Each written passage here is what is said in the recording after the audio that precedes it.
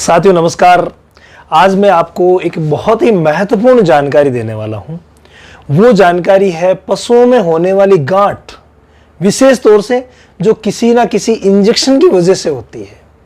जब भी हमारे घर पे कोई भी डॉक्टर इंजेक्शन लगाने के लिए आते हैं तो उनसे क्या क्या गलतियां होती है जिनकी वजह से ये गांठ होती है, और जो गांठ होती है वो कितने प्रकार की होती है और हमें उसका क्या इलाज करना चाहिए। ये पूरी की पूरी बातें जो है वो मैं आज इस वीडियो में क्लियर करने वाला हूं। तो फ्रेंड्स, वीडियो शुरू करने से पहले मैं आप सभी का धन्यवाद देना चाह रहा हूं जो आप हमारे इस चैनल को इतना लाइक, कमेंट और शेयर कर रहे हैं। साथियों, आप लोगों के शेयर से ही हमारा चैनल इतना आगे बढ़ा है।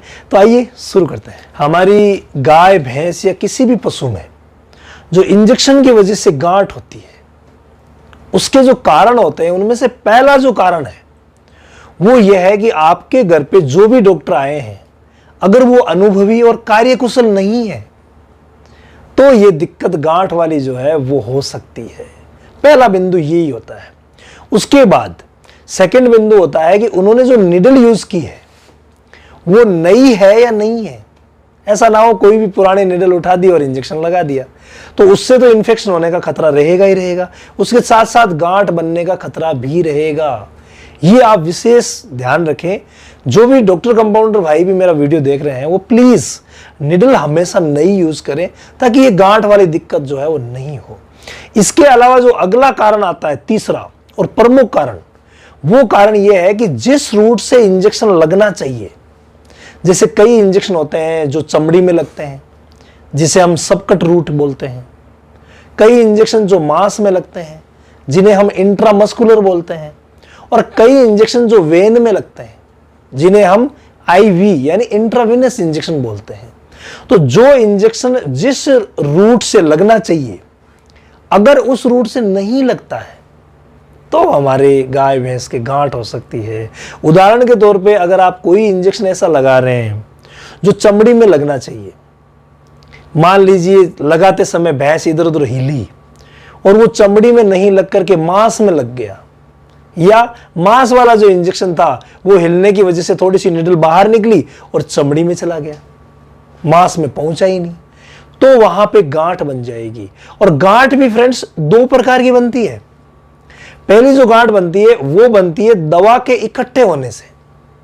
कोई भी दवा जो है वो अगर भिन्न रूट में लग गई तो एक जगह इकट्ठी हो जाएगी, वो एब्जॉर्ब नहीं होगी और वो दवा काम भी नहीं करेगी।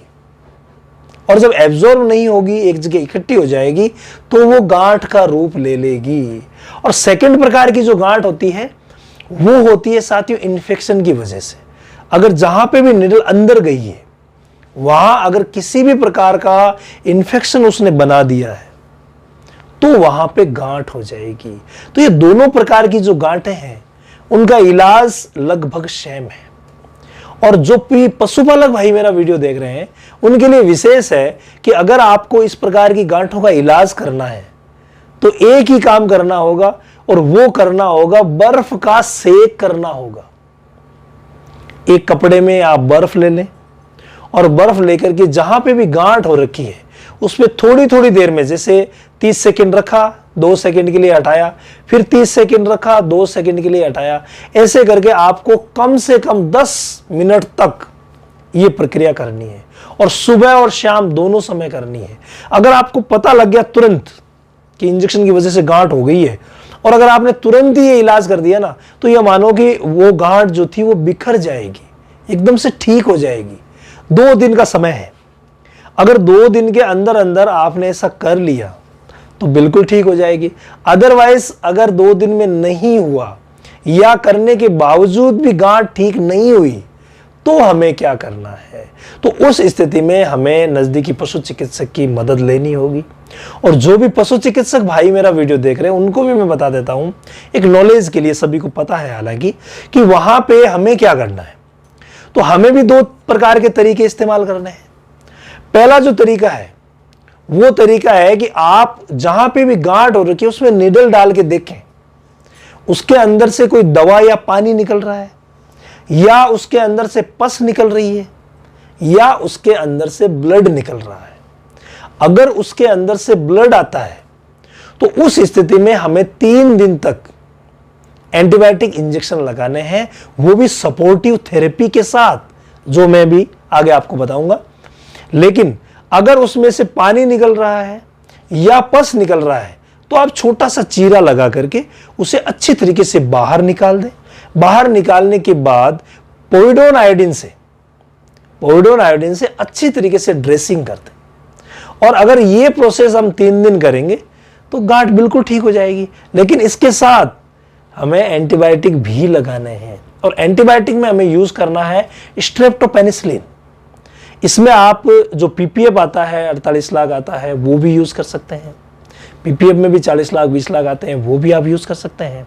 लेकिन विशेष तौर से जो है वो स्ट्रेप्टोपेनिसिलिन में क्या होता है, स्ट्रेप्टोमाइसिन भी होता है तो पेनिसिलिन ग्रुप भी होता है। तो streptomycin gram positive gram negative दोनों बैक्टीरिया पे काम करता है। अगर इन्फेक्शन है, घाव है, तो सभी पे काम करेगा। और इधर पेनिसिलिन ग्रुप जो है वो घाव पे बहुत अच्छा काम करता है। तो इनका जो कॉम्बिनेशन अगर आप यूज करेंगे स्ट्रेप्टोपेनिसिलिन का तो बहुत ही अच्छा रहेगा। 2.5 ग्राम का इंजेक्शन आता है, आपको इंट्रामस्कुलर 10 ml डिस्टिल वाटर में डिजोल्व करके और आपको इंट्रामस्कुलर लगाना है। लेकिन लगाते समय नई निडल यूज करनी है, ऐसा ना हो कि नई गांठ और पैदा कर दे। तो इन सभी बातों का ध्यान रखना है।